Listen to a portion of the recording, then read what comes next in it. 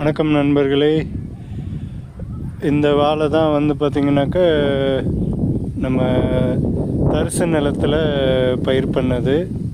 இது வரைக்கும் பார்த்திங்கன்னா 2 முறை வந்து களை எடுத்தாச்சு. அதுக்கப்புறமும் பாருங்கள் எவ்வளோ களை வந்துக்கிட்டே இருக்குதுன்னு சொல்லிட்டு.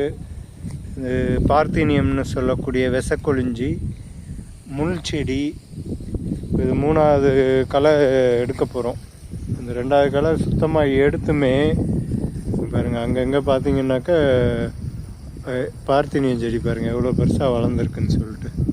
அதனால தான் சின்னதாக இந்த பார்த்தீனியம் செடியில் ஒரு பெரிய இது என்னென்னாக்கா டிஸ்அட்வான்டேஜ் பார்த்திங்கன்னா, அந்த பூ தான் வந்து விதையே. இந்த மாதிரி பூ எடுத்துருச்சுனாவே அதை உழுது விட்டாலோ இப்போ என்ன பண்ணணுன்னாக்கா, அது களை எடுக்கும்போது இந்த செடியை பறித்து துண்டாக எடுத்துகிட்டு ஓடையில் எங்கேயாவது வெளியில் கொண்டு போய் போட்டுடணும்.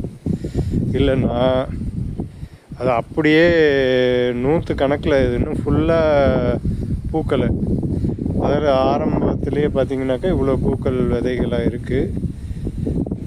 அதான் அந்த கலை மேம்பாடுன்றது ரொம்ப முக்கியம். இந்த தண்ணி விட்டுட்டு அடுத்த முறை வந்து மறுபடியும் களை எடுத்தே ஆகணும். நன்றி.